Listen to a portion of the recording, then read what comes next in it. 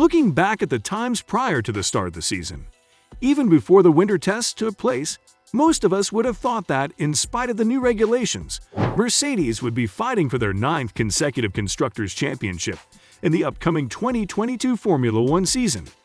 However, the new regulations have without doubt proved us all wrong.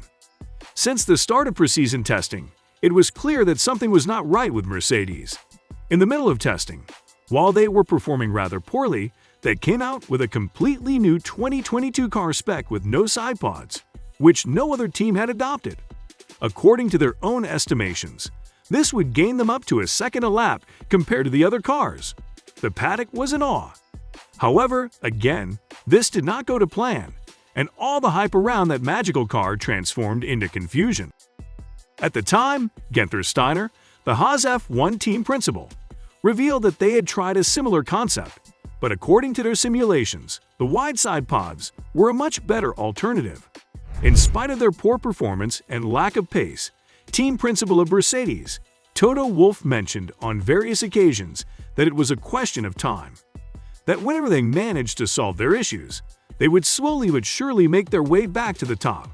At that time, up until the first few races of the season, porpoising was not the issue it is today. What's more, most of us hadn't even heard of the concept up until then. Contrary to what Toto Wolff had suggested, things started to get worse for the Silver Arrows.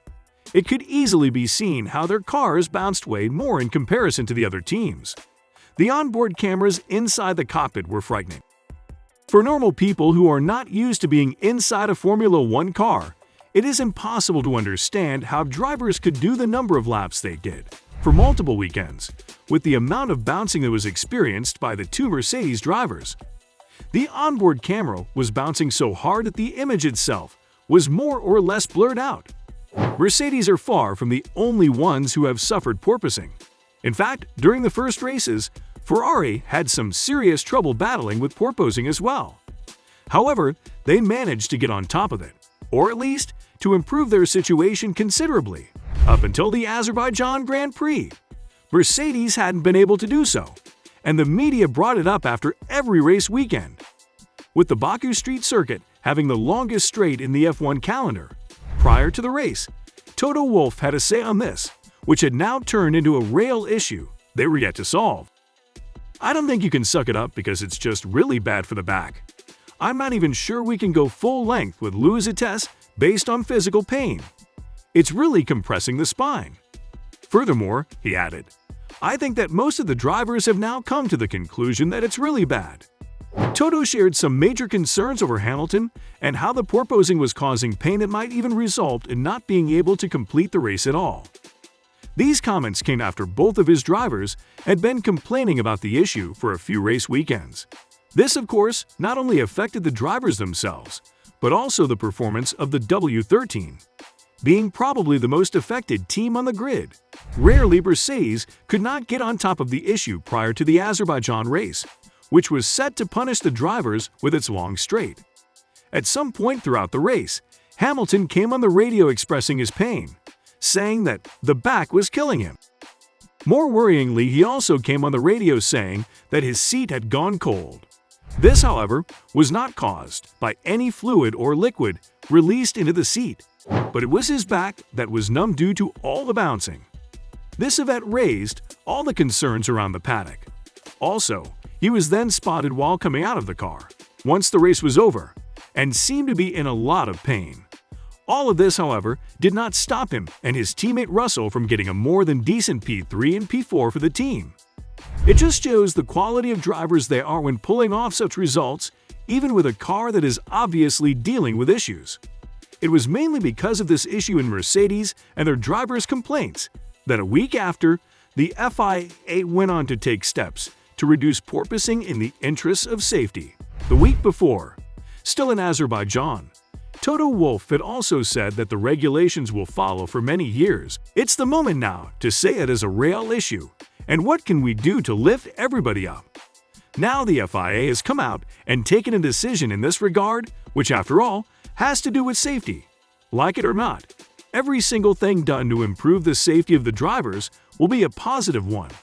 This was probably not an easy decision for the FIA, But it was important to take a stand on this issue that has been reported by several teams since the start of the 2022 season. While it was clear that something had to be done for the safety of the drivers and their physical integrity, FIA still had to make sure that whatever they decided, it was fair for the teams that were not affected. The issue with porpoising this season is that not all teams are affected, at least not in the same level as Mercedes, which means that it's not a general problem with the regulation that every team is battling. At the end of the day, in spite of it being a serious phenomenon, rules cannot be changed in the middle of the season, just because some teams could not build a car on top of the issue. Red Bull, for example, who have come up with a very good car, which suffers little to no porpoising, would have been very prejudiced. However, the FIA did quite a good job. The new regulations apparently were made having all of this in mind, and will only punish those teams whose porpoising is too much to handle and potentially reduce the safety of the driver.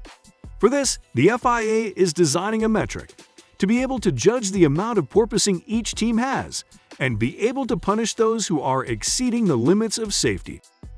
For you to have an idea of the technical aspects of this, the new regulations in easy terms basically say that if there is any evidence of the floor of the car hitting the ground too aggressively, the FIA will have the right to step in and make modifications to the car so as to solve the issue. This will be done mainly by raising the height of the car. Raising the height of the car is known among all the teams as the easy solution for porpoising, but they have tried to avoid it because it will significantly reduce the amount of downforce. Less downforce means the cars go considerably slower, so the teams haven't been willing to use this solution. The new regulations did not come in as good news for Mercedes or Ferrari either. Though the Scuderia had already made several attempts on solving the issue once and for all, they are still yet to completely get rid of it. Strikingly, Mercedes have come out in Canada the week after the race in Azerbaijan and showed some significant progress. What's more, Toto Wolff said that they might have even solved the problem, and that now it is just a question of time until they are fighting for wins again. Considering that the Silver Arrows brought in a P3 and P4, with Lewis and George respectively, we might even think that there is something true about those words. Mercedes have shown an impressive progress over the last few weekends. Are things finally turning their way?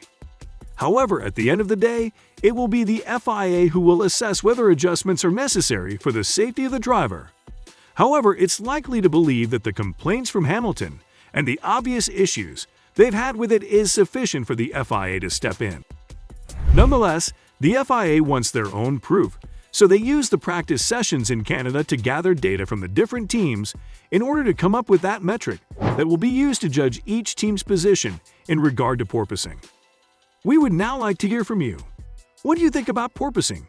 Do you think the decision by the FIA with the new regulations was on point?